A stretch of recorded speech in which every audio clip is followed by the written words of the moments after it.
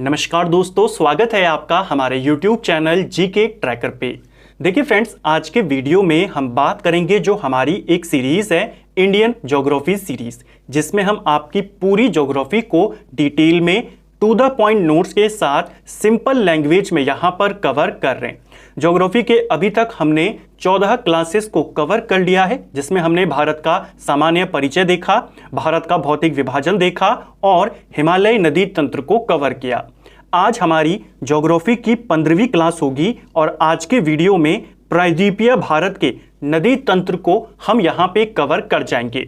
बहुत सारे क्वेश्चन दक्षिण भारत की नदियों को लेकर आते हैं, पश्चिम की तरफ बहने वाली नदियाँ, पूर्व की तरफ बहने वाली नदियाँ, हिमालय नदियों से इनकी तुलना, पूरा टॉपिक आपका इस सिंगल वीडियो में कवर हो जाएगा और इसी वीडियो के साथ आपका पूरे इंडिया का नदी तंत्र भी खत्म हो जाएगा। अगर आपने इससे पहले की क्लासेस को नहीं देखा है, आप उनको प्लेलिस्ट में जाके देख सकते हैं। तो चलिए दोस्तों, आज की इस क्लास को शुरू करते हैं। प्रायद्वीपीय भारत के नदी तंत्र की बात करें तो कुछ इंपॉर्टेंट क्वेश्चंस हैं इसको लेकर जो आपको पता होने चाहिए। हिमालय नदी तंत्र की तुलना में प्रायद्वीपीय नदी तंत्र प्राचीन है। एक आपको ये वाला पॉइंट याद करना है, ठीक है। जो प्रायद्वीपीय नदी तंत्र यानी दक्षिण भारत का नदी तंत्र, तो ये हिमालय नदी तंत्र की तुलना में प्राचीन है, ठीक है। पश्चिम घाट प्रायद्वीपीय भारत में मुख्य जल विभाजक है। हमने कहा कि बहुत सारी ऐसी नदियां हैं जो पूर्व की ओर बहती हैं, बंगाल की खाड़ी में गिरती हैं। बहुत सारी ऐसी नदियां हैं जो पश्चिम की ओर बहती हैं, अरब सागर में गिरती हैं। तो ये जो जल विभाजक का काम करता है, ये पश्चिमी घाट करता है। इस चीज को ध्यान रखना। क्वेश्चन आएगा दक्षिणी भारत में या प्रायद्वीपीय भारत में मुख्य जल विभाजक के रूप में कौन काम करता है? पश्चिमी घाट, ठीक है। अब एक यहां पर दो आपके इंपॉर्टेंट टॉपिक हैं, डेल्टा और ज्वार उन्मुख, जिसको एस्चुरी कहा जाता है। इन दोनों में क्या अंतर है? कौन कौन सी नदियां डेल्टा बनाती हैं और कौन कौन सी नदियां एस्चुरी बनाती हैं? ये क्वेश्चन आपसे आता है। इसका कॉन्सेप्ट आपका यहीं पर क्लियर हो जाएगा। देखिए, डेल्टा क्या होता है? जब नदी अवसाद लाती है, नदी के द्वारा बड़ी मात्रा में अवसादों को जमा किया जाता है, नदी का वेग धीमा हो जाता है और ये डेल्टा कहलाता है, ठीक है। एस्चुरी क्या होती है? ज्वार नदमुख क्या होता है? ऐसा क्षेत्र जहां नदी का जल समुद्र में मिलता है, अवसाद जमा नहीं होता, उनकी गतियां काफी तेज होती हैं, जिससे कुछ भी जमा नहीं होता और सीधा जल समुद्र में चला जाता है। सिंपल लैंग्वेज में अगर मैं आपको इसको एक्सप्लेन करूं, कोई नदी जब समुद्र में मिलती है तो उसके दो तरीके होते हैं, दो कंडीशन होती हैं। पहली कंडीशन होती है कि नदी आए और अपने साथ जो वो अवसाद लाई थी उनको समुद्र के मुख पर वहां पर पहले जमा करे और फिर समुद्र में चली जाए। तो ये जो यहां पर आपका जमाव होता है, इसी को डेल्टा कहा जाता है। कुछ नदियां ऐसी होती हैं जो पीछे से बहुत तेज गति से आती हैं, वो यहां पर कुछ भी जमा नहीं करती, सीधा समुद्र में चली जाती हैं। वे नदियां आपकी ज्वार उन्मुक्त नदियां होती हैं जो डेल्टा नहीं बनाती, ठीक है। जैसा आप यहां पर देख सकते हैं कि एक तरफ आप देखेंगे कि नदी पीछे से आई और वहां पर कुछ जमाव हो गया और उसके बाद नदी समुद्र में जाएगी। लेकिन अगर आप एस्चुरी की बात करें, जिसे हम ज्वार उन्मुक्त बोलते हैं, वहां पर नदी डायरेक्ट, क्योंकि नदी की गति बहुत तेज होती है, कुछ जमाव वहां पर नहीं होता अवसादों का, नदी डायरेक्ट समुद्र में मिल जाती है। तो डेल्टा और एस्चुरी का आपका कंफ्यूजन यहां पर क्लियर हुआ। अब आपको सीधा सिर्फ इतना पता होना चाहिए कौन सी नदी बंगाल की खाड़ी में गिर रही है, ठीक है, और कौन सी नदी अरब सागर में। क्यों? देखिए, अरब सागर में गिरने वाली नदियां ज्वार उन्मुक्त यानी एस्चुरी का निर्माण करती हैं। अरब सागर यानी पश्चिम की ओर जो नदियां गिरती हैं, जैसे साबरमती हो गई, ताप्ती हो गई, नर्मदा हो गई, ये सारी नदियां अरब सागर में गिरती हैं। तो ये सारी नदियां डेल्टा नहीं बनाती, एस्चुरी का निर्माण करती हैं, यानी सीधा समुद्र में चली जाती हैं। बंगाल की खाड़ी में गिरने वाली नदियां डेल्टा बनाती हैं, चाहे वो गंगा हो, ब्रह्मपुत्र हो, या अगर हम प्रायद्वीपीय भारत में नदियों की बात करें तो गोदावरी हो, इसके अलावा कावेरी हो, कृष्णा नदी हो, सारी डेल्टा बनाती हैं, क्योंकि सब बंगाल की खाड़ी में गिरेंगी। अभी हम इनके बारे में डिटेल में बात करेंगे, एक एक नदी के बारे में। बस इतना याद कर लीजिए, अरब सागर में गिरने वाली नदी एस्चुरी का निर्माण करती है और बंगाल की खाड़ी में गिरने वाली नदी डेल्टा का निर्माण करती है। और डेल्टा और एस्चुरी क्या है उसको हमने अभी ऊपर देखा। प्रायद्वीपीय पठार का सामान्य ढाल पूर्व से दक्षिण पूर्व की ओर है। जो हमारा दक्षिण भारत का पठार है, प्रायद्वीपीय पठार है, उसकी जो नॉर्मल ढाल है वो पूर्व की ओर है और दक्षिण पूर्व की ओर है। इसीलिए प्रायद्वीपीय भारत की ज्यादातर नदियां पश्चिमी घाट से निकलती हैं, पूर्व की ओर बहती हैं और बंगाल की खाड़ी में गिर जाती हैं। जैसे आप यहां पर अगर देखें, मैक्सिमम नदियां आपके बंगाल की खाड़ी में गिर रही हैं, काफी कम नदियों की संख्या है जो अरब सागर में जा रही हैं। ठीक है, कारण क्या है? आपसे क्वेश्चन पूछेगा प्रायद्वीपीय पठार का सामान्य ढाल किस ओर है, या तो पूर्व की ओर है या दक्षिण पूर्व की ओर है। ठीक है, दक्षिण के साथ पूर्व की ओर। इस तरीके से आपके कॉन्सेप्ट यहां पर क्लियर होंगे। ठीक है, तो ज्यादातर नदियां आपकी बंगाल की खाड़ी में गिरती हैं, इस चीज को ध्यान रखना है आपने। हिमालय से निकलने वाली नदियां और प्रायद्वीपीय भारत की नदियों में अंतर। एक और चीज ध्यान रखना, लगभग 77% जो इंडिया की नदियां हैं वो बंगाल की खाड़ी में जाती हैं। ठीक है, अब इन दोनों में अंतर क्या होता है, हिमालय की नदियों में और प्रायद्वीपीय भारत की नदियों में, उनको देखते हैं। प्रायद्वीपीय भारत की नदियां बहुत प्राचीन हैं, जबकि हिमालय की नदियां नवीन हैं। तो जब हमने बात करी प्रायद्वीपीय नदी तंत्र प्राचीन है, तो उसकी नदियां भी पुरानी है, काफी पुरानी नदियां हैं। ठीक है, हिमालय खुद नया है तो उसकी नदियां भी क्या होंगी? नई होंगी। ठीक है, जो हिमालय की नदियां हैं वो अपनी अभी युवा अवस्था में हैं और वो नदियां अभी अपनी घाटी को, जहां पर वो बहती हैं, उनको और गहरा करते हुए जा रही हैं, मिट्टी को और काटते हुए जा रही हैं। जबकि जो प्रायद्वीपीय भारत की नदियां हैं ये अपनी प्रौढ़ अवस्था में हैं, यानी ये पूरी तरीके से विकसित हो चुकी हैं। यानी प्रायद्वीपीय भारत की नदियां अपनी घाटी को गहरा करने का काम लगभग समाप्त कर चुकी हैं और जो इनका आधार तल है उसको प्राप्त कर चुके हैं, यानी जितनी गहरी बह सकती हैं उस तल तक ये पहुंच चुकी हैं। किसी भी नदी का जो आधार तल होता है वो समुद्र तल होता है, इस चीज को भी नोट कर लेना। ठीक है, तो ये वाला पॉइंट आपका क्लियर हुआ। प्राचीन नदियां जो आपकी प्रायद्वीपीय नदियां हैं वो प्रौढ़ अवस्था में यानी विकसित हो चुकी हैं पूरी तरीके से, और जो हिमालय की नदियां हैं वो अपनी अभी युवा अवस्था में है। ठीक है, दूसरा जो बिंदु है इन दोनों में अंतर का, हिमालय से निकलने वाली नदियां उत्तर भारत के मैदान में पहुंचकर विसर्पण करती हुई चलती हैं और कभी कभी ये अपना रास्ता भी बदल देती हैं। आपने देखा होगा ज्यादातर जो बाढ़ आती है वो उत्तर भारत में आती है, हिमालयी नदियों के कारण आती है। क्यों? क्योंकि ये नदियां जब मैदानों में जाती हैं विसर्पण करती हैं, और विसर्पण मैंने आपको पिछले वीडियो में भी बताया था जब हमने गंगा नदी तंत्र को कवर किया। जब नदियां मैदान में प्रवेश करती हैं तो टेढ़ी मेढ़ी होकर बहती हैं और कई बार अपना रास्ता बदल देती हैं। रास्ता बदलने के लिए फेमस नदी कौन है? कोसी नदी, जिसे बिहार का शोक कहते हैं। तो ये हिमालय नदियां करती हैं। प्रायद्वीपीय भारत की नदियां विसर्प का अभाव है, यानी उनका मार्ग लगभग निश्चित है, वो अपना मार्ग ज्यादा परिवर्तित नहीं करते। इस चीज को ध्यान रखना। ठीक है, तीसरा बिंदु है दोनों में अंतर का, हिमालय से निकलने वाली नदियां ग्लेशियर और वर्षा जल से जल प्राप्त करती हैं, इसीलिए ये वर्षवाहिनी नदियां होती हैं, यानी पूरे साल भर इनमें पानी होता है। जो हिमालय की नदियां होती हैं उनको दो जगह से पानी मिलता है, एक तो ग्लेशियर से मिलता है और एक आपका वर्षा के जल से मिलता है। तो हिमालय नदियां वर्ष भर जल से भरी होती हैं। प्रायद्वीपीय नदियों की बात करें, यह केवल वर्षा के जल पर निर्भर होती हैं, क्योंकि दक्षिण भारत में ग्लेशियर्स तो है नहीं, इनको पानी सिर्फ वर्षा के जल से मिलता है, मानसून से मिलता है। इसीलिए ये वर्षवाहिनी ना होकर मौसमी होती हैं, यानी वर्ष के कुछ महीने ही जल की मात्रा बनी रहती है, बाकी महीनों में पानी या तो कम हो जाता है या पूरा सूख जाता है। तो तीसरा पॉइंट आपका क्लियर हो गया। ठीक है, चौथा बिंदु है हिमालयी नदियां अधिक लंबी है, क्योंकि हिमालय नदियों का उद्गम मुहाने से अधिक दूर है। यानी हिमालय नदियां निकलती हैं और जो बंगाल की खाड़ी है उनके लिए ज्यादातर नदियां हिमालय की बंगाल की खाड़ी में जाती हैं, तो वो काफी दूर है, इसलिए इनकी लंबाई ज्यादा है।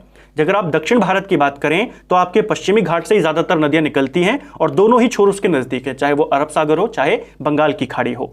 तो अधिकतर प्रायद्वीपीय भारत के पठार की नदियां छोटी हैं क्योंकि उनका उद्गम मुहाने से ज्यादा दूर नहीं है। ठीक है, अगर हम लंबाई में कंपैरिजन की बात करें, हिमालय से निकलने वाली भारत की सबसे लंबी नदी है गंगा, और गंगा की लंबाई कितनी है? 2525 किलोमीटर। प्रायद्वीपीय भारत की सबसे लंबी नदी जो है वो गोदावरी है, और गोदावरी की लंबाई 1465 किलोमीटर है। तो दोनों में देखिए अंतर 1000 किलोमीटर का आ गया। ठीक है, इसको भी आपने ध्यान रखना है। तो ये आपका दक्षिण और उत्तर भारत की नदियों में अंतर। अब आएंगे हमारे मुख्य टॉपिक, दक्षिण भारत की नदियों के बारे में डिटेल जानेंगे। ठीक है, प्रायद्वीपीय भारत या दक्षिण भारत की नदियों को प्रवाह की दिशा के आधार पर दो भागों में बांटा जा सकता है। जो दक्षिण भारत का नदी तंत्र है उसे दो भागों में बांट सकते हैं। एक है बंगाल की खाड़ी में जल गिराने वाली नदियां और दूसरा अरब सागर में जल गिराने वाली नदियां। जो बंगाल की खाड़ी में गिराती हैं उनको पूर्व वाहिनी नदियां कहते हैं और जो अरब सागर में गिराती हैं उनको पश्चिम वाहिनी नदी कहा जाता है। एक तो आपको यह याद करना है, कई बार क्वेश्चन आ जाता है। अभी हम इनको डिटेल में देखेंगे, कौन कौन सी नदियां पूर्व वाहिनी है, कौन पश्चिम वाहिनी है, उनको देखेंगे। पेपर में आता है बताओ इनमें से कौन सी पश्चिम वाहिनी है। पश्चिम वाहिनी का मतलब है, आप जानते हैं, यह आपका पूरा दिशा होता है। जब आप डायरेक्शन वाले क्वेश्चन को सॉल्व करते हैं, इधर आपका नॉर्थ हो गया, इधर साउथ हो गया, इधर वेस्ट और इधर ईस्ट। तो ईस्ट की साइड कौन है इंडिया के? बंगाल की खाड़ी। और इधर पश्चिम में कौन है? अरब सागर। तो अगर आपसे पश्चिम वाहिनी नदी के बारे में पूछा गया है, यानी अरब सागर में गिरने वाली नदी की जानकारी पूछी गई है। भारत के कुल अपवाह क्षेत्र का 77% जल बंगाल की खाड़ी में गिरता है, जैसे मैंने आपको ऊपर बताया था। ठीक है, अब बात करेंगे पहले पूर्व वाहिनी नदियों के बारे में। ठीक है, यानी ऐसी नदियां जो बंगाल की खाड़ी में गिरती हैं, इन्हीं को कहते हैं पूर्व वाहिनी नदियां। बंगाल की खाड़ी में जल गिराने वाली नदियां, इसमें आती है दामोदर नदी, स्वर्णरेखा नदी, वैतरणी नदी, ब्राह्मणी, महानदी, गोदावरी, कृष्णा, पेन्नार, कावेरी, वैगाई, ताम्रपाणी। ये आपकी अति इंपॉर्टेंट नदियां हैं जो बंगाल की खाड़ी में जाती हैं। अगर आप इस डायग्राम को यहां पर देखेंगे तो यहां पर आपको सबसे पहले हुगली दिख रही है। हुगली को यहां पर आप दामोदर नदी से तुलना कर सकते हैं या दामोदर नदी मान सकते हैं, क्योंकि दामोदर नदी प्रायद्वीपीय पठार से निकलती है, दक्षिण भारत से निकलती है, और हुगली नदी गंगा की एक शाखा है। हुगली नदी में आकर मिल जाती है दामोदर। तो दामोदर नदी भी किस ओर बहती है? पूर्व की ओर बहती है। वो बताने के लिए यहां पर आपको मैंने दामोदर को सबसे पहले लिखा। ठीक है, उसके बाद आती है स्वर्णरेखा, उसके बाद वैतरणी नदी, फिर आपकी ब्राह्मणी, महानदी, गोदावरी, कृष्णा, पेन्नार, कावेरी, वैगई और ताम्रपाणी। कई बार इनका उत्तर से दक्षिण का क्रम पूछा जाता है कि इनका क्रम लगाइए। खास तौर पे ये जो बड़ी नदियां हैं, महानदी, गोदावरी, कृष्णा, कावेरी, इनका तो आपको ये क्रम याद करना है। अब हम इस एक एक नदी के बारे में बात करेंगे और ये सारी नदियां कहां गिर रही हैं। 2-3 बार आप इनको पढ़ेंगे, आपको याद हो जाएगा कि बंगाल की खाड़ी में गिरने वाली नदियां कौन कौन सी हैं। दामोदर, स्वर्णरेखा, वैतरणी, ब्राह्मणी, महानदी, गोदावरी, कृष्ण, पेन्नार, कावेरी, वैगई और ताम्रपाणी। ठीक है, अब हम इनके बारे में डिटेल में जानेंगे। सबसे पहले है दामोदर नदी। दामोदर नदी छोटा नागपुर पठार के मध्य में अपनी भ्रंश घाटी में प्रवाहित होते हुए हुगली नदी में मिल जाती है। हुगली नदी का कॉन्सेप्ट गंगा नदी वाले तंत्र में हमने क्लियर किया था। जो दामोदर नदी है छोटा नागपुर पठार से निकलती है, भ्रंश घाटी से बहते हुए ये हुगली नदी में आकर मिल जाती है। ठीक है, दामोदर नदी प्रत्यक्ष रूप से बंगाल की खाड़ी में जल न गिराकर हुगली नदी के माध्यम से अपना जल बंगाल की खाड़ी में गिराती है। एक तो आपको यह याद करना है। इस पॉइंट से क्वेश्चन आता है, बताओ दामोदर नदी किसकी सहायक नदी है? तो काफी फेमस है दामोदर नदी, बंगाल का शोक कहते हैं, ये हुगली की सहायक नदी है। ठीक है, प्रसिद्ध एडन नहर दामोदर नदी से ही निकाली गई है। क्वेश्चन आया था पेपर में, एडन नहर किस नदी पर निकाली गई है? दामोदर नदी पर, और इसको 1938 में बनाया गया था। दामोदर की सहायक नदियों की बात करें तो बरकी, जमुनिया और बराकर। बराकर वाली ज्यादा इंपॉर्टेंट है, पेपर में पूछी गई है। ये किसकी सहायक नदी है? ये दामोदर की है, दामोदर हुगली की है। ठीक है, तो दामोदर नदी के बारे में हमने सारे पॉइंट्स को देखा जो आपसे पेपर में आते हैं। जो दक्षिण भारत की नदियां हैं, ज्यादातर आपसे इनकी सहायक नदियों के क्वेश्चन पूछे नहीं जाते, लेकिन जो जो इंपॉर्टेंट सहायक नदियां हैं, जैसे दामोदर में बराकर है, वो मैं आपको बताते हुए चलूंगा, उन पर मार्क करते हुए जरूर चलें। अगली नदी है वैतरणी नदी। वैतरणी नदी उड़ीसा के क्योझार पठार से निकलती है और यह उड़ीसा की एक फेमस नदी है। जैसा आपने डायग्राम में देखा, जो वैतरणी नदी है आपकी, ये भी बंगाल की खाड़ी में जा रही है, क्योझार पठार से ये आती है। ठीक है, और उड़ीसा से ही ये बंगाल की खाड़ी में गिर जाती है। अगली है स्वर्णरेखा नदी। काफी फेमस नदी है स्वर्णरेखा। यह छोटा नागपुर पठार से आती है, उसके निकट से आती है, रांची से निकलती है स्वर्णरेखा नदी। यह उड़ीसा और बंगाल के बीच सीमा बनाती है, यानी झारखंड से निकलती है, बंगाल और उड़ीसा के बीच में सीमा बनाते हुए बहती है। यह उड़ीसा के तट पर अपना मुहाना बनाती है और बंगाल की खाड़ी में गिर जाती है। यानी झारखंड से निकलकर बंगाल और उड़ीसा का बॉर्डर बनाते हुए उड़ीसा में जाती है और फिर आपके बंगाल की खाड़ी में चली जाती है। ठीक है, स्वर्णरेखा नदी। छोटा नागपुर पठार के औद्योगिक इकाइयों से निकलने वाला अवशिष्ट पदार्थ स्वर्णरेखा नदी में गिराया जाता है। इस कारण स्वर्णरेखा नदी बहुत ज्यादा प्रदूषित हो चुकी है। आप जानते हैं छोटा नागपुर क्षेत्र खनिजों के लिए काफी फेमस है, कई सारे औद्योगिक यूनिट्स यहां पर लगे हैं। इन सब का जो वेस्टेज होता है वो सब स्वर्णरेखा नदी में गिराते हैं, इसीलिए स्वर्णरेखा नदी काफी ज्यादा प्रदूषित हो चुकी है। प्रदूषण के कारण इस नदी में जलीय जंतु नहीं पाए जाते और इसी वजह से स्वर्णरेखा नदी को जैविक मरुस्थल कहा जाता है। इस चीज को आपने याद करना है, कौन सी नदी जैविक मरुस्थल कहलाती है? छोटा नागपुर से आने वाली स्वर्णरेखा नदी। ठीक है, झारखंड का एक प्रमुख शहर जमशेदपुर स्वर्ण नदी के तट पर ही स्थित है। जमशेदपुर भी काफी फेमस औद्योगिक शहर है और यह भी इसी नदी के तट पर है। ठीक है, तो ऐसे वाले पॉइंट्स आपसे पूछे जाते हैं, जैविक मरुस्थल किसको कहते हैं, प्रदूषित नदी कौन सी है। ठीक है, इसके बाद आती है ब्राह्मणी नदी। ब्राह्मणी नदी रांची के निकट से निकलती है। यह नदी कोयल और शंख नदियों से मिलकर बनी है। जो आपकी ब्राह्मणी नदी है, दो नदियों से मिलकर बनी है, कोयल और शंख। झारखंड में ये कोयल नाम से जानी जाती है। उड़ीसा में व्हीलर द्वीप के पास ये बंगाल की खाड़ी में गिर जाती है। ठीक है, तो कौन सी नदी है जिसको झारखंड में कोयल नदी कहते हैं? ब्राह्मणी नदी। दो नदियों से मिलकर बनी है, ब्राह्मणी और शंख, और उड़ीसा में व्हीलर द्वीप के निकट ये बंगाल की खाड़ी में मिल जाती है। ये जो सारी नदियां हम देख रहे हैं ये सब आपकी पूर्ववाहिनी नदियां हैं, बंगाल की खाड़ी वाली नदियां हैं। ठीक है, अगली आती है काफी इंपॉर्टेंट महानदी। महानदी छत्तीसगढ़ में अमरकंटक के दक्षिण में सिहवा पहाड़ी से आती है।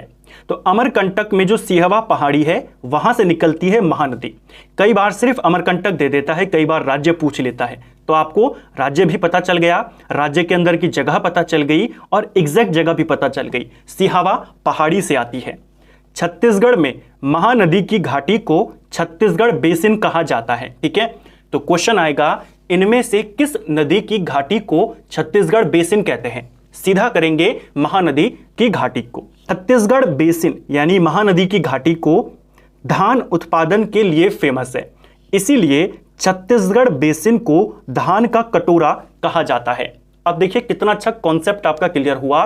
महानदी छत्तीसगढ़ से आती है, छत्तीसगढ़ में महानदी की घाटी को छत्तीसगढ़ बेसिन कहते हैं, और ये जो छत्तीसगढ़ बेसिन है जो एक्चुअल में क्या है, महानदी की घाटी है, ये धान के लिए फेमस है और इसे धान का कटोरा कहा जाता है। ठीक है, उड़ीसा में बहती हुई पाराद्वीप के पास ये बंगाल की खाड़ी में गिर जाती है।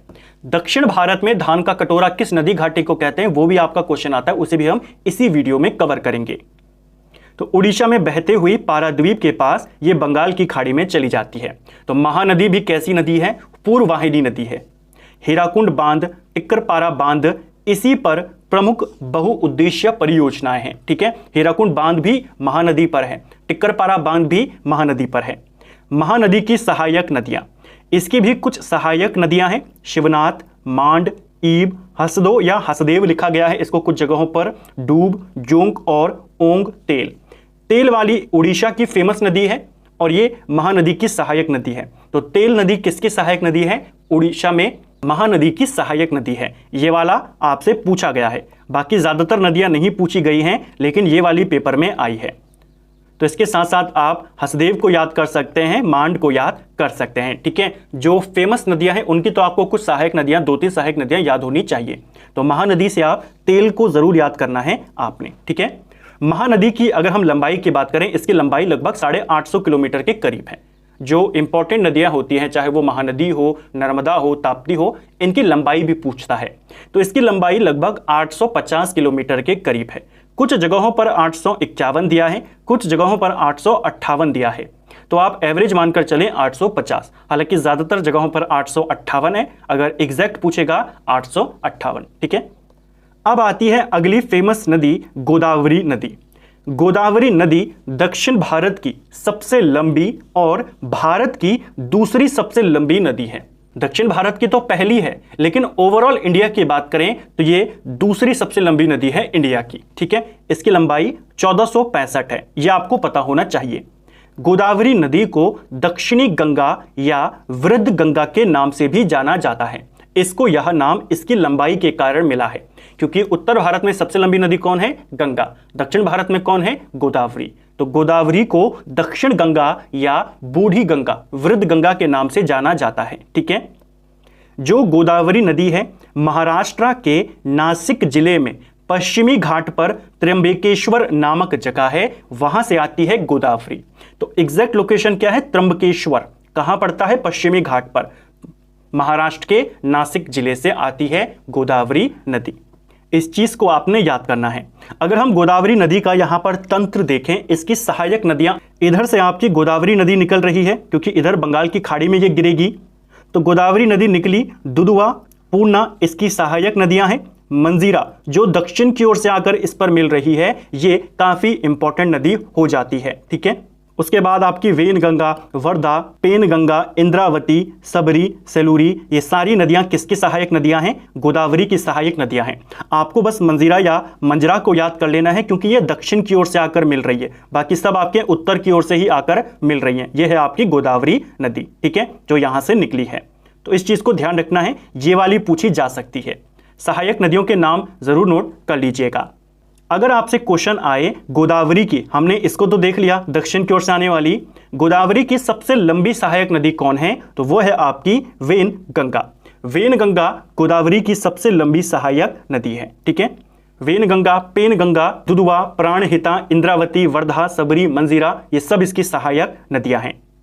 अगली है कृष्णा नदी। यह दक्षिण भारत की दूसरी सबसे लंबी नदी है। आमतौर पर सभी को पता होता है कि दक्षिण की सबसे लंबी नदी गोदावरी है, लेकिन दूसरी सबसे लंबी नदी कौन है? वो कृष्णा नदी है। इसकी लंबाई 1401 किलोमीटर है। ठीक है। इसके उद्गम की बात करें, महाराष्ट्र में पश्चिमी घाट पर जो महाबलेश्वर है आपके, वहां से आती है। तो एग्जैक्ट लोकेशन महाबलेश्वर से आती है, और राज्य पूछेगा तो महाराष्ट्र से आती है। आंध्र प्रदेश में गोदावरी नदी से मिलकर यह भारत का दूसरा सबसे बड़ा डेल्टा बनाती है। क्वेश्चन आता है ना, भारत का सबसे बड़ा डेल्टा, तो वह है आपका गंगा ब्रह्मपुत्र का डेल्टा। दूसरा सबसे बड़ा डेल्टा गोदावरी और कृष्णा बनाती है आंध्र प्रदेश में। ठीक है।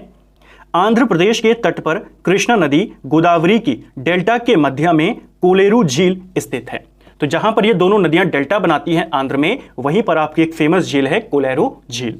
नागार्जुन सागर बांध, अलमाटी बांध, ये दोनों कृष्णा नदी पर बने हुए हैं। नागार्जुन सागर बांध आपके आंध्र में है और अलमाटी बांध आपके कर्नाटक में पड़ता है। ठीक है।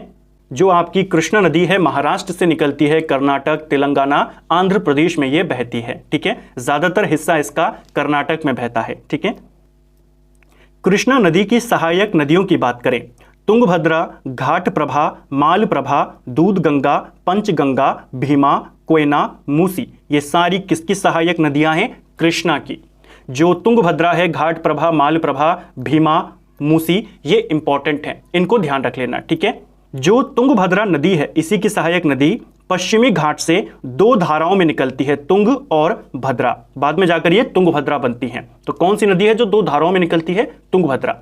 तुंगभद्रा नदी कृष्णा की सबसे लंबी सहायक नदी है। ये दक्षिण से प्रवाहित होते हुए आती है और कृष्णा नदी में मिल जाती है।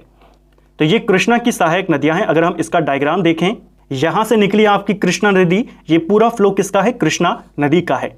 तुंगभद्रा ये रही आपकी, जहां पीछे से ये बराडा नाम से आ रही थी, तुंग और भद्रा नाम की ये दो धाराएं मिलती हैं और फिर यहां से आगे ये तुंगभद्रा के नाम से बहेगी। तो सबसे लंबी सहायक नदी कौन है? इसकी तुंगभद्रा है, और ये दक्षिण की ओर से आकर मिल रही है। हालांकि सिर्फ ये अकेली नहीं है, लेकिन क्योंकि सबसे बड़ी है तो पता होना चाहिए कहां से आकर मिल रही है। बाकी मालप्रभा, घाटप्रभा, दूधगंगा, पंचगंगा, वर्धा, ये सब, कोयना नदी हो गई, इधर आपकी भीमा नदी हो गई, ये किसकी सहायक नदियां हैं? सारी की सारी कृष्णा नदी की सहायक नदियां हैं। ठीक है। एक और सहायक नदी है जो हमने ऊपर देखी, मूसी नदी। ठीक है। जो आपने यहां पर देखा कि मूसी नदी भी कृष्णा नदी की सहायक नदी है। जो तेलंगाना की राजधानी है हैदराबाद, वो इसी नदी के तट पर है, और ये किसकी है? कृष्णा की है। तो ये इसकी सहायक नदियां हैं। कौन किधर से आकर मिल रही है वो आपका क्लियर हुआ। कृष्णा नदी आपकी ये है। ठीक है। अगली है कावेरी नदी। कावेरी नदी कर्नाटक के ब्रह्मगिरी की पहाड़ियों से आती है। कर्नाटक से आती है कावेरी नदी, ब्रह्मगिरी की पहाड़ियों से। कावेरी नदी कर्नाटक, तमिलनाडु और केरल में प्रवाहित होती है। सबसे ज्यादा हिस्सा इसका तमिलनाडु में प्रवाहित होता है, कर्नाटक में लगभग 41%, तमिलनाडु में 56%, थोड़ा सा हिस्सा नाम मात्र के बराबर ये केरल में भी बहती है। इस चीज को ध्यान रखना, ठीक है। कावेरी नदी को दक्षिण भारत की गंगा कहते हैं इसकी पवित्रता के कारण। तो दक्षिण गंगा, वृद्ध गंगा किसको कह रहे थे? गोदावरी को लंबाई के कारण, पवित्रता के कारण कहा जाता है कावेरी नदी को। इस चीज को भी ध्यान रखेंगे। कावेरी नदी की घाटी धान उत्पादन के लिए प्रसिद्ध है, इसीलिए कावेरी नदी घाटी को दक्षिण भारत के धान का कटोरा कहते हैं। तो उत्तर भारत में धान का कटोरा छत्तीसगढ़ बेसिन यानी महानदी घाटी, और दक्षिण भारत में धान का कटोरा कावेरी नदी, rice bowl of south India, ठीक है। कावेरी नदी एकमात्र ऐसी नदी है जिसमें जल की मात्रा वर्ष भर बनी रहती है, भारत की नहीं दक्षिण भारत की, क्योंकि हमने देखा था ना शुरुआत में कि साउथ इंडिया की जो नदियां होती हैं वो मौसमी नदियां हैं। तो प्रायद्वीपीय भारत की एकमात्र नदी जिसमें पूरे साल भर पानी रहता है वो कावेरी नदी है, ठीक है। शिव समुद्रम जलप्रपात कावेरी नदी पर ही बना हुआ है, काफी फेमस जलप्रपात है शिव समुद्रम जलप्रपात, इसी नदी पर है, ठीक है। कावेरी नदी 3 बार 2 धाराओं में विभक्त हो जाती है और कुछ मील आगे जाकर पुनः मिल जाती है। जो कावेरी नदी है आपके जैसे चल रही है, 2 धाराओं में बढ़ जाती है, फिर आगे जाती है, फिर मिल जाती है, फिर 2 धाराओं में बढ़ जाती है, फिर आगे जाती है, फिर मिल जाती है, फिर आगे जाके फिर 2 धाराओं में बढ़ जाती है। इस प्रकार ये 3 द्वीपों का निर्माण करती है, श्रीरंगपट्टनम, शिव समुद्रम और श्रीरंगम। तो जो आपके 3 इंपॉर्टेंट द्वीप हैं, श्रीरंगपट्टनम, शिव समुद्रम, श्रीरंगम, इनका निर्माण किस नदी की वजह से हुआ है? कावेरी नदी की वजह से। कावेरी नदी जैसे मैंने कहा 3 जगहों पर 2-2 धाराओं में बढ़ती है, फिर आगे जाकर एक हो जाती है। इसी क्रम में इस पर 3 द्वीप बने हैं, श्रीरंगपट्टनम, शिव समुद्रम और श्रीरंगम। कावेरी की सहायक नदियों की बात करें, हेमावती, लोकापावनी, सिमसा, अर्कावती, लक्ष्मण तीर्थ, काबिनी, स्वर्णवती, भवानी, अमरावती, ये सारी किसकी सहायक नदियां हैं? ये सारी कावेरी की सहायक नदियां हैं, ठीक है। तो कावेरी को लेकर हमने कितने सारे फैक्टों को देखा यहां पर कि ये कर्नाटक से आती है, ब्रह्मगिरी की पहाड़ियों से आती है, ज्यादा हिस्सा इसका तमिलनाडु में बहता है, इसको दक्षिण भारत की गंगा कहते हैं इसकी पवित्रता के कारण, दक्षिण का धान का कटोरा भी इसी को कहते हैं, और 3 द्वीपों का निर्माण भी यही करती है। फिर इसकी सहायक नदियां, अगली है वैगई नदी। वैगई नदी तमिलनाडु के वरुशनाडु पहाड़ी से निकलती है। जो प्राचीन शहर है मदुरै, ये वैगई नदी के तट पर ही स्थित है। कई बार ये क्वेश्चन अगर आप प्रीवियस ईयर का देखेंगे वहां पर पूछा गया है मदुरै किस नदी के तट पर है? वैगई नदी के तट पर है। वैगई नदी रामेश्वरम के पास पाक जल डमरू मध्य में अपना मुहाना बनाती है। मुहाने बनाने का मतलब यह है वहां पर यह समुद्र में गिर जाती है, ठीक है। फिर आती है ताम्रपाणी नदी। ताम्रपाणी नदी की बात करें तो यहां आपके कार्डेमम पहाड़ी जो केरल में है वहां से निकलती हैं, अगस्तमलाई चोटी से निकलती हैं और मन्नार की खाड़ी में अपना जल गिरा लेती हैं। तो ये भी आपकी पूर्व वाहिनी नदी है, इस चीज को आपने ध्यान रखना है, ताम्रपाणी नदी। अब अगर आप इस डायग्राम को देखेंगे जिसमें हमने पूर्व वाहिनी नदियों के बारे में बात करी, तो सबसे पहले हमने अगर आप ऊपर से शुरुआत करेंगे, दामोदर यानी जिसको यहां पर हुगली लिखा है उसकी बात करी, फिर स्वर्ण रेखा, वैतरणी, ब्राह्मणी, महानदी, गोदावरी, कृष्णा, कावेरी, वैगई और ताम्रपाणी की हमने यहां पर बात करी। एक नदी पेन्नार नदी के बारे में हमने नहीं देखा। पेन्नार नदी की बात करें तो ये आपके कर्नाटक से आती है और इसको लेकर सिर्फ एक क्वेश्चन आता है कि कौन सी नदी कृष्णा और कावेरी के मध्य में बहती है। अगर आप डायग्राम को देखेंगे, कृष्णा और कावेरी के बीच में कौन सी नदी है? पेन्नार नदी। बस इस क्वेश्चन को यहां पर याद कर लीजिए, ठीक है। आंध्र प्रदेश से होते हुए ये समुद्र में गिर जाती है। तो ये आपका पूर्व वाहिनी नदी तंत्र था। अब हम पश्चिम वाहिनी नदियों के बारे में यहां पर बात करेंगे। पश्चिम वाहिनी नदियां यानी वे नदियां जो अरब सागर में अपना जल गिराती हैं। अरब सागर में जल गिराने वाली नदियां कौन कौन सी हैं? लूनी, साबरमती, माही, नर्मदा, ताप्ती, मांडवी, जुआरी, शरावती, गंगावेली, पेरियार और भरतपूजा नदी। यहां पर एक पॉइंट को याद करना, पश्चिमी वाहिनी नदियों में लूनी नदी शामिल है, लेकिन ये अरब सागर में नहीं जाती है क्योंकि ये गुजरात में जो कच्छ का रण है वहां पर विलीन हो जाती है। तो ये पश्चिम वाहिनी तो है, पश्चिम की ओर बहती जरूर है, लेकिन अरब सागर में नहीं जाती। इसीलिए आपको मैंने साथ साथ में पश्चिम वाहिनी नदियां और अरब सागर में गिरने वाली नदियां दोनों यहां पर लिखा है ताकि आपका कंफ्यूजन क्लियर रहे, ठीक है। अब हम इन सारी नदियों के बारे में डिटेल में बात करेंगे। प्रायद्वीपीय भारत की 4 नदियां साबरमती, माही, नर्मदा और ताप्ती, ये 4 नदियां खंबात की खाड़ी में गिरती हैं। यानी आखिर में जाती तो अरब सागर में ही है, लेकिन गिरती अगर एग्जैक्ट पूछेगा तो खंबात की खाड़ी आप टिक करेंगे। जैसे आप इस मैप को देख सकते हैं, ये आपकी पश्चिम वाहिनी नदियां हैं। साबरमती, माही नदी, नर्मदा नदी, ताप्ती नदी कहाँ जा रही हैं? कच्छ की खाड़ी में गिर रही है। और बाकी ये सारी नदियां आपके अरब सागर में गिर रही है, जिसमें मांडवी, जुआरी, शरावती, गंगावेली, पेरियार और भारतपुजा नदी। अब हम इनके बारे में बात करेंगे। तो पहले हमने इधर की नदियों को देखा, उनके क्रम को भी देखा। इनके क्रम भी पूछे जाते हैं ज़्यादातर आपके इन 4 के, तो आप 1-2 बार इनको भी रीड करेंगे, आपको ये याद हो जाएंगे। तो चलिए अब पश्चिम वाहिनी नदियों के बारे में बात करते हैं। पहली नदी है इंपॉर्टेंट, लूनी नदी। लूनी नदी राजस्थान में नाग पहाड़ी, जो कि अरावली श्रेणी में पड़ता है, वहां से निकलती है और सांभर झील से होकर गुजरती है आपकी लूनी नदी। शुरुआत में लूनी नदी को सागरमती के नाम से जाना जाता है। यह नदी गुजरात के कच्छ के रण में विलीन हो जाती है। क्वेश्चन आता है, कौन सी नदी गुजरात में कच्छ के रण में गायब हो जाती है, विलीन हो जाती है, समुद्र तक नहीं पहुंचती? लूनी नदी आती कहां से है? गुजरात में अरावली श्रेणी पर स्थित नाग पहाड़ी से, और इसका शुरुआती नाम सागरमती है। लूनी नदी एक अंतर्वाही नदी है, यानी जो नदी रास्ते में ही गायब हो जाती है, तो अंतर्वाही नदी है और लवण नदी के नाम से फेमस है। तो लूनी नदी को शुरुआत में सागरमती कहते हैं और यही नदी आपके लवण नदी के नाम से फेमस है। जो लूनी नदी है आपकी, इसके ऊपरी मार्ग में इसका जल मीठा है, यानी जब इसकी शुरुआत होती है तो जल इसका मीठा होता है, लेकिन जैसे ही राजस्थान में बाड़मेर से यह आगे बहती है, इसका जल खारा हो जाता है। क्वेश्चन आया था पेपर में, इनमें से कौन सी नदी शुरुआत में मीठा जल होता है जिसका, और आगे जाकर ये खारा हो जाता है? तो वो आपकी लूनी नदी है। ठीक है, लूनी नदी की सहायक नदियों की बात करें, सरस्वती, बूंदी, सुकरी, जवाई, ये चारों किसकी सहायक नदियां हैं? लूनी नदी की सहायक नदियां। इन चारों में भी सबसे इंपॉर्टेंट है सरस्वती। जो सरस्वती है ये पुष्कर झील से आती है और इसी के मिलने के बाद इसका नाम लूनी नदी होता है। तो इसका शुरुआती नाम सागरमती था, जब ये सरस्वती से मिल जाती है लूनी नदी के नाम से आगे बहती है। तो लूनी को लेकर के जो क्वेश्चन थे, ये आपके कहां से आती है, कहां गायब होती है, तो सब हमने यहां पर देखा। अगली है साबरमती नदी। साबरमती नदी काफी फेमस नदी है गुजरात की, लेकिन ये राजस्थान के उदयपुर जिले में अरावली श्रेणी से आती है। राज्य, जिला और एग्जैक्ट लोकेशन तीनों हमने इस लाइन में देखा।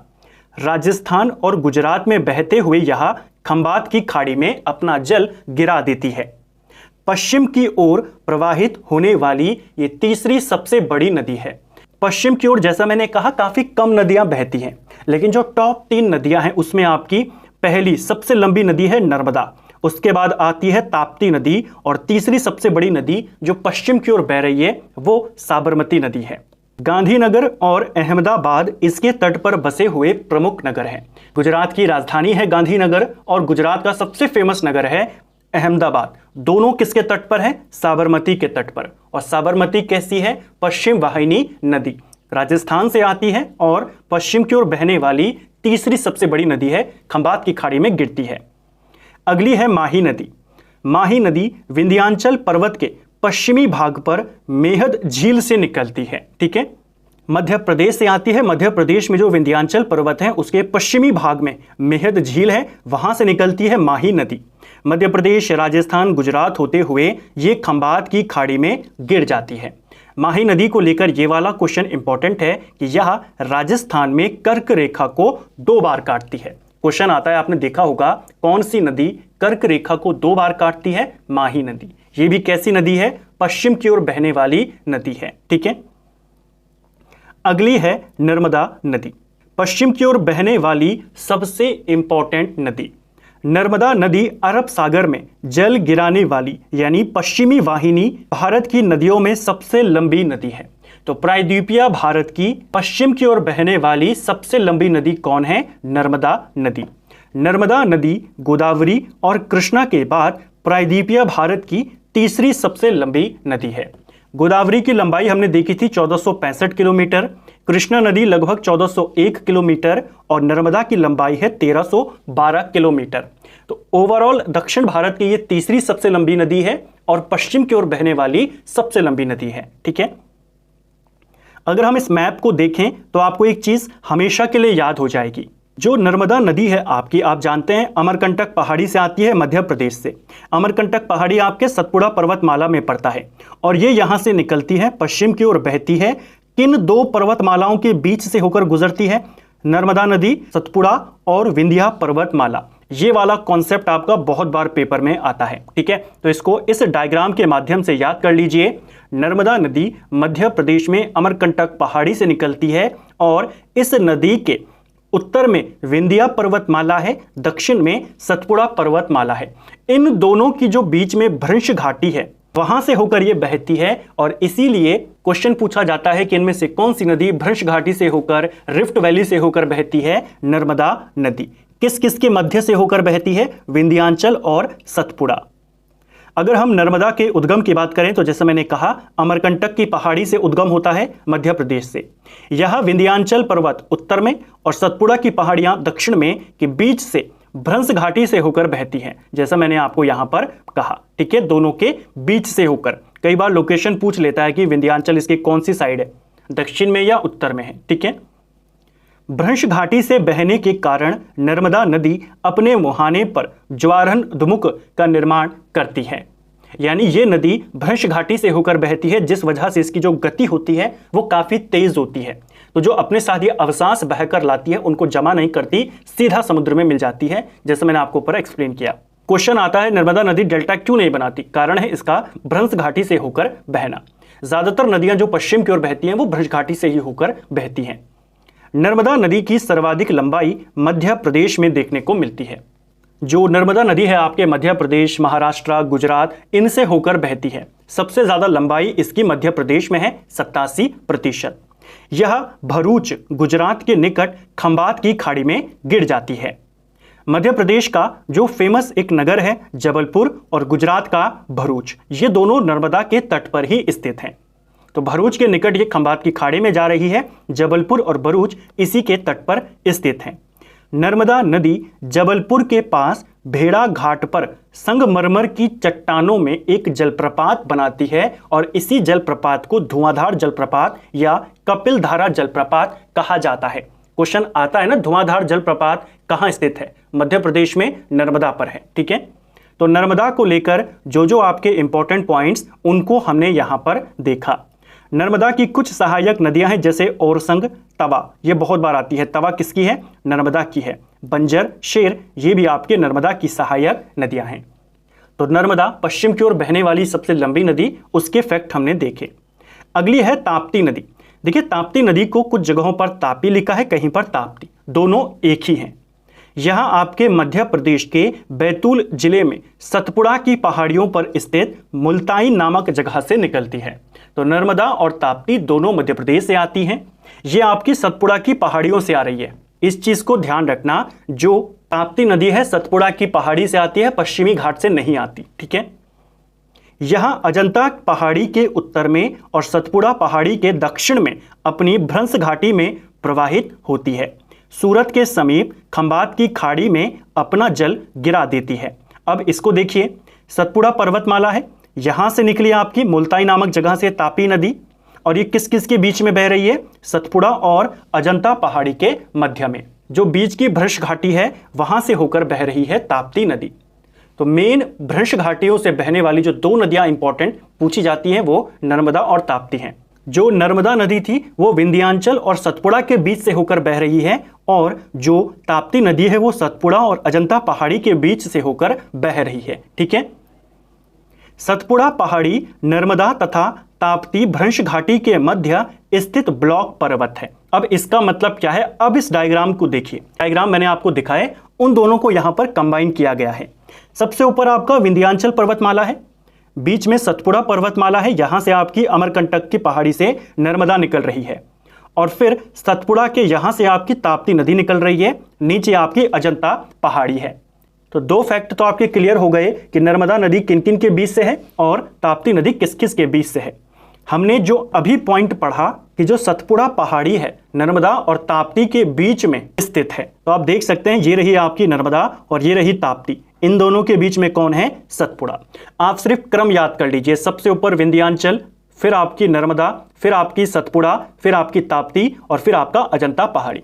आपको ये डायग्राम याद हो जाएगा। सिर्फ इसको लेकर आपके बहुत सारे क्वेश्चन बनते हैं कि नर्मदा किन किन के बीच है, सतपुड़ा किस किस के बीच है। तो सतपुड़ा आपके नर्मदा और ताप्ती के बीच है और ताप्ती आपके सतपुड़ा और अजंता पहाड़ियों के बीच है। ठीक है, इस चीज को आपने ध्यान रखना है।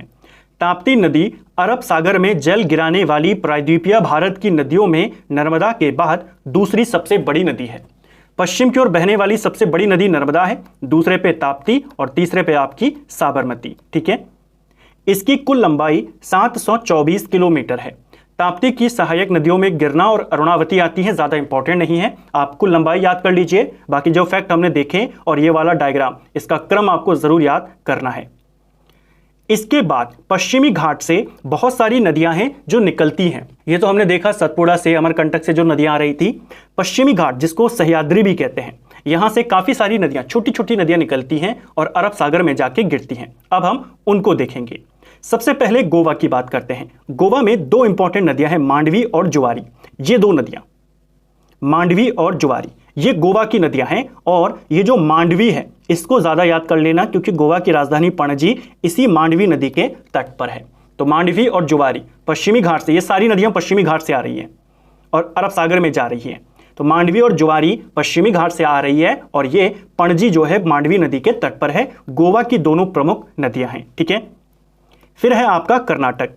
कर्नाटक में भी दो प्रमुख नदियां हैं। कौन कौन सी हैं? देखिए, ये रहा यहां पर, ऊपर वाली हमने देख ली, ये गोवा की है। ये है आपका कर्नाटक की नदियां, शरावती और गंगावेली। ये दोनों नदियां कर्नाटक की हैं। जो शरावती नदी है कर्नाटक के शिमोगा जिले से आती है। कर्नाटक में शरावती नदी पर जोग जलप्रपात है, जिसको गरसोप्पा जलप्रपात या महात्मा गांधी जलप्रपात कहते हैं। आने वाले वीडियोस में हम भारत में प्रमुख झील, जलप्रपात, इनके पूरी डिटेल देखेंगे। फिलहाल यहां पर याद कर लीजिए, शरावती नदी कर्नाटक की फेमस नदी है गंगावेली के साथ, और इसी शरावती पर एक प्रपात है जिसको जोग जलप्रपात कहते हैं, और इसी का अन्य नाम आपका गरसोप्पा या महात्मा गांधी जलप्रपात है। इसके बाद आता है केरल। केरल में आपकी तीन इंपॉर्टेंट नदियां हैं, भरतपूजा, पेरियार और पांबा। पेरियार नदी केरल की सबसे लंबी नदी है। जैसे अगर आप इस डायग्राम को देखेंगे, ये रहा, हमने इन दो को देखा, फिर इन दो को देखा, अब इन दो को देखिए, पेरियार और भारतपूजा। कहीं पर इसे भारतपूजा लिखा है, कहीं पर भरतपूजा लिखा है। तो ये दो नदियां, और साथ में तीसरी नदी जो हमने पढ़ी पंबा नदी, ये भी केरल की है। तो पेरियार केरल की सबसे लंबी नदी है, भारतपूजा केरल की दूसरी सबसे लंबी नदी है। ठीक है, इस चीज को याद करना। ये कहां की इंपॉर्टेंट नदियां हैं? केरल की। पेरियार सबसे लंबी है, भारतपूजा दूसरी सबसे लंबी है, और इसी नदी को पोन्नानी नदी के नाम से जाना जाता है। जो पोन्नानी नदी है आपकी, यहाँ अन्नामलाई की पहाड़ियों से निकलती है भारतपूजा, और पोन्नानी नामक जगह पर अरब सागर में गिर जाती है। ठीक है, इसके बाद आती है पेरियार नदी। पेरियार नदी अन्नामलाई की पहाड़ियों से निकल रही है। पेरियार नदी वेवनाथ झील के उत्तर में अरब सागर में गिर जाती है, यानी वेवनाथ झील जो है आपकी, ये भी केरल में पड़ती है, इसी के निकट पेरियार नदी अरब सागर में चली जाती है। और लास्ट में है अन्नामलाई की पहाड़ियों से आने वाली पंबा नदी, या केरल में बहते हुए वेवनाथ झील में गिर जाती है, यानी पश्चिम की ओर बहती है ये वाली नदी। तो जो आपकी ये सारी नदियां थी, इनको भी हमने देखा। ये दो नदियां गोवा की हैं, ये दो आपके कर्नाटक की, और ये आपके केरल की। तो साउथ की हमने पश्चिमी घाट से आने वाली ये जो 6 नदियां थी, इनको भी कवर कर दिया, और साथ में ऊपर साबरमती, नर्मदा, ताप्ती, माही, उन चारों को भी देखा। ये सारी नदियां पश्चिम की ओर बहने वाली नदियां हैं, 4 वो और 6 नदियां ये, और साथ में लूनी नदी, वो भी पश्चिम की ओर बहने वाली है। भले ही अरब सागर तक नहीं जा रही, लेकिन पश्चिम की ओर तो बह रही है। तो ये 11 नदियां हमने इधर देखी, और उधर भी हमने लगभग इतनी ही नदियों को देखा। तो आज के इस वीडियो में हमने आपके प्रायद्वीपीय नदी तंत्र को कवर किया। 20 से ज़्यादा नदियों के बारे में पूरी डिटेल हमने यहाँ पर कवर किया, विद मैप कवर किया है। साथ में कोशिश करी आपको मैं सिंपल भाषा में समझा पाऊँ सारी बातें। उम्मीद करता हूँ आपको आज का वीडियो पसंद आया होगा। अगर आपको ये वीडियो पसंद आया है, वीडियो को लाइक करें, अपने दोस्तों के साथ शेयर करें। वीडियो आपको कैसा लगा कमेंट बॉक्स में हमें ज़रूर बताएं। दक्षिण भारत के नदी तंत्र को हमने एक सिंगल वीडियो थोड़ी सी लेंथी हुई है, लेकिन पूरे कॉन्सेप्ट हमने एक सिंगल वीडियो के अंदर कवर कर दिए दक्षिण भारत की नदियों को लेकर के। ऐसे ही हम पूरी ज्योग्राफी को यहां पर कवर करेंगे, आपके इंडियन ज्योग्राफी और वर्ल्ड ज्योग्राफी को पूरा डिटेल में और सिंपल और सरल भाषा में, क्योंकि कुछ शब्द ज्योग्राफी के थोड़े कॉम्प्लिकेटेड होते हैं, तो मैं आपको कोशिश करूंगा उनको सीधी सरल भाषा में उनको समझा सकूं, ताकि आपको सिर्फ चीजें रटनी ना पड़े, आपके कॉन्सेप्ट क्लियर हो जाए। Thank you friends.